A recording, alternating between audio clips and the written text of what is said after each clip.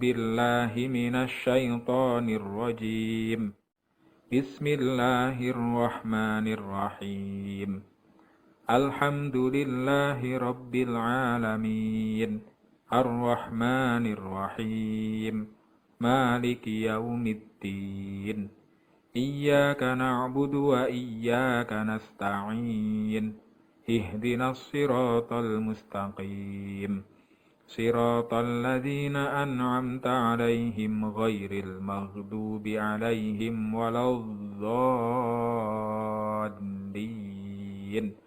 رب اغفر لي ولوالدي وللمؤمنين آمين رب اشرح لي صدري ويسر لي أمري واحلل عقدة من لساني يفقه قولي ربي زدني علما وارزقني فهما آمين يا رب العالمين.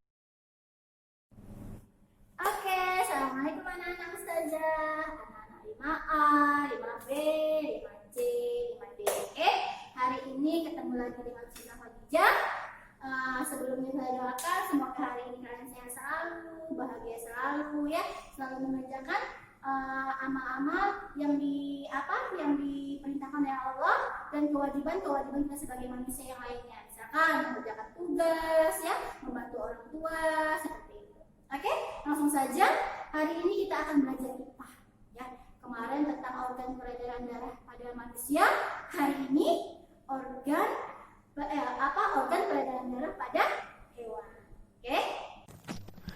Oke anak-anak ustazah, sebelum kita belajar pelajaran hari ini, materi hari ini, kita akan mereview sedikit pelajaran kita minggu kemarin. Minggu kemarin kita udah belajar ya tentang peredaran darah pada manusia. Di situ ada peredaran darah besar, ada peredaran darah kecil, oke? Dan juga kemarin membahas tentang gangguan pada peredaran darah manusia. Apa aja nak kemarin? Iya, salah satunya itu ada hipertensi dan hipotensi, gitu ya nak ya. Nah, hari ini kita membahas tentang organ peredaran darah pada hewan. Oke? Ya. Peredaran darah hewan dapat berupa peredaran darah terbuka dan peredaran darah tertutup. Ya, pada peredaran darah terbuka, darah tidak selalu berada dalam organ peredaran darah, nak.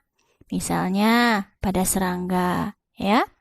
Terus, pada peredaran darah tertutup, darah selalu berada di dalam pembuluh darah loh. Misalnya apa aja ya? Misalnya pada cacing, ya. Terus ikan, oke? Amfibi, bisa juga reptilia, burung dan mamalia. Oke. Nah, di sini ustazah langsung memberikan contoh pada hewannya, oke? Yang pertama, kita akan membahas tentang serangga. Nah, di sini ustazah sudah ada gambar serangga ya. Ustazah beri contoh yaitu hewan belalang, gitu ya. Peredaran darah pada serangga hanya terdiri atas satu pembuluh yang disebut aorta. Ya, jantung pada serangga disebut jantung pembuluh yang terletak memanjang di sepanjang punggung. Darah serangga tidak mengandung hemoglobin, sehingga tidak berwarna merah dan tidak berperan mengangkut oksigen. Oke. Darah serangga hanya berfungsi mengangkat zat-zat makanan dan zat sisa. Nah, itu pada serangga ya, nak ya. Kemudian di sini ustazah berikan gambar cacing. Cacing ya di situ ya. Oke, cacing memiliki sistem peredaran darah tertutup. Sistem peredaran darah cacing tanah terdiri atas darah, pembuluh darah, serta jantung sebagai pusat peredaran. Oke, jantung dan saluran darah cacing memiliki katup sehingga darah tidak mengalir kembali ke jantung. Ya, jantung memompa darah dari pembuluh darah bagian atas tubuh ke pembuluh darah bagian bawah tubuh. Kemudian setelah itu barulah ke seluruh tubuh. Oke, jadi jantung pada cacing itu memompa darah dari pembuluh darah bagian atas tubuh ke pembuluh darah bagian bawah tubuh. Nah, gitu ya, Nak ya. Nah, kemudian Ustazah berikan gambar di sini, gambar ikan. Kita akan membahas peredaran darah pada ikan, ya. Organ peredaran darah ikan terdiri atas darah, pembuluh darah, dan jantung yang terbagi menjadi 2 ruang, yaitu satu serambi dan satu lagi bilik. Oke, ikan memiliki peredaran darah tunggal. Artinya, dalam sekali peredarannya, darah melalui jantung hanya 1 kali. Nah, gitu ya, Nak ya. Hanya 1 kali saja. Kita lanjutkan. Kemudian kita akan membahas peredaran darah pada hewan amfibi, ya. Hewan amfibi itu misalkan katak, ya. Organ peredaran darah katak berupa jantung dan pembuluh darah. Nah, jantung katak memiliki 3 ruangan sayang, yaitu serambi kanan, serambi kiri, dan 1 bilik. Oke, jadi organ peredaran darah katak itu berupa jantung dan pembuluh darah. Oke, ada 3 ruangan tadi. Apa aja sayang tadi? Iya, serambi kanan, serambi kiri, dan satu bilik. Oke. Selanjutnya, Ustazah akan memberikan contoh hewan reptilia. Bagaimana peredaran darahnya ya? Oke, hewan reptilia itu contohnya apa, Nak? Ada yang tahu? Oke, contohnya misalkan kura-kura, seperti itu ya, Nak ya.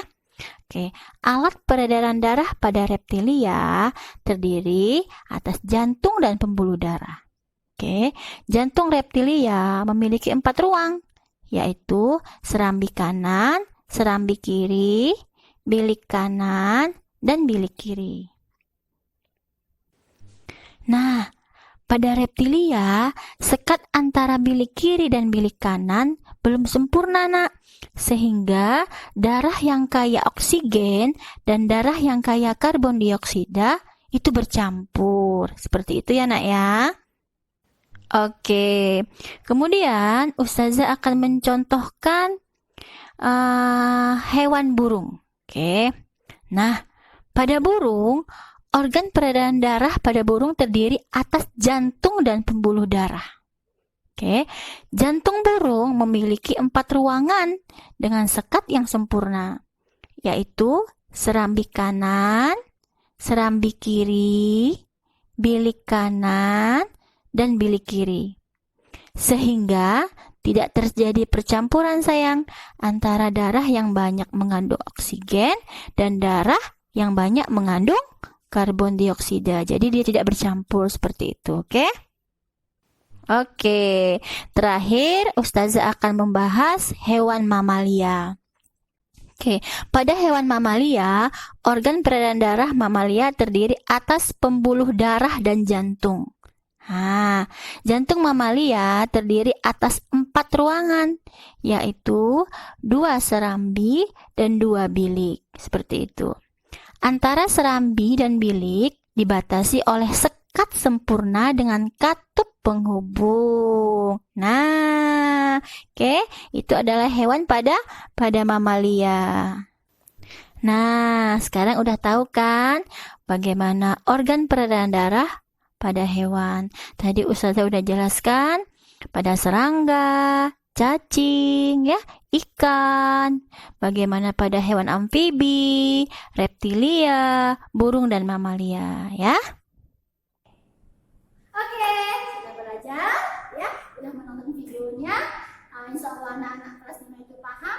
Kalau belum paham boleh lihat referensi yang lain, lewat video YouTube yang lain, terus lewat buku, lewat Google. Oke, kalau tidak belum paham juga boleh japri pada kelasnya masing-masing. Itu sudah dari Ustazah, sudah akhiri. Wassalamualaikum warahmatullahi wabarakatuh.